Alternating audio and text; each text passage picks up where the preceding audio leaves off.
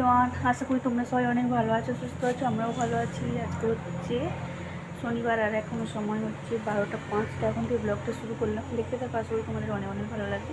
আজ সারাদিন কী করে না করে যত করে তোমাদের সাথে শেয়ার করার চেষ্টা করবো। তো কালকে বলেছিলাম যে বাপের বাড়ি যাওয়ার কথা, কিন্তু বাপের বাড়ি যাইনি।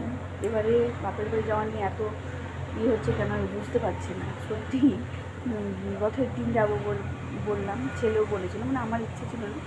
তো সেদিন আমার শরীরটা ভালো লাগছে না বলে ক্যান্সেল হয়ে গেলো। ছেলে রাজি হয়ে গেলো, আচ্ছা ঠিক আছে আজকে যেতে হবে না, কালকে যাবো। তো কালকে সব জামা টামা আমি রেডি করে রেখেছি যাবো বলে, মানে বের করে রেখেছি আর কি। তো ছেলে নিজের থেকেই বললো বাদ দাও, যাবো না। আমি তো অবাক যে এইবারে বাপের বাড়ি যাওয়া নিয়ে এরকম হচ্ছে কেন। সত্যি আমিও জানি না কেন হচ্ছে। তো বাপের বাড়ি নাই, যা হোক মাংস চুলো রান্না করে পাঠা করেছি। তা আমি তো মাংস খাই না, ওরা খেয়েছে, ওদের জন্য রান্না করেছি। তো সেটাই আজকে, মানে কালকে রাত্রে হয়েছে, আজকে কিছুটা রেখে দিয়েছিলাম। তো চলো সেটাই তোমাদের সাথে শেয়ার করি। আর আমি আমার জন্য কী রান্না করেছি সেটাও তোমাদের সাথে শেয়ার করি, ঠিক আছে?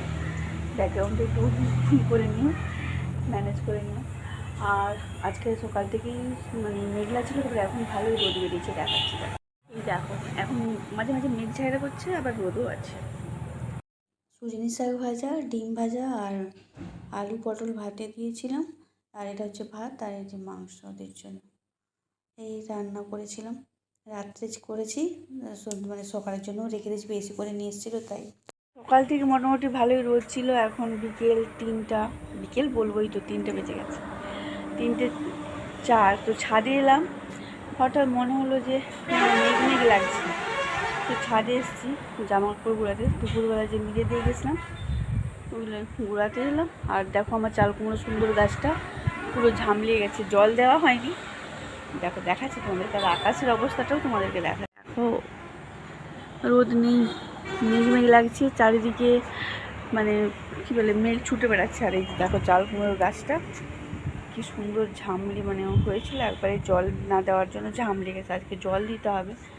আর কালকে বিকেলবেলা এই যে লঙ্কা গাছের গোড়ায় সার দিয়েছি। আর ওই যে, আর এতে আরেকটা করেছি, লাল শাকের বিচা ছড়িয়েছি ওই মাঝখানটাতে।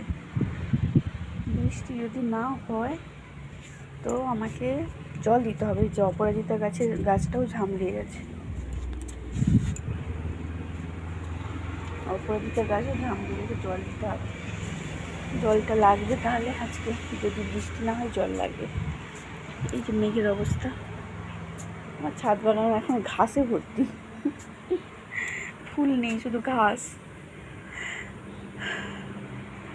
হচ্ছে বিকেল 5টা 21।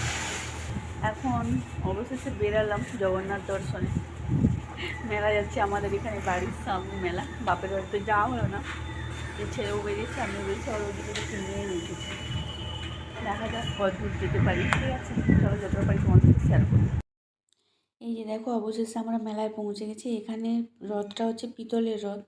আর মানে ওই যে ঘর করা আছে, টিনের ঘর, ওর মধ্যেই আছে আর কি।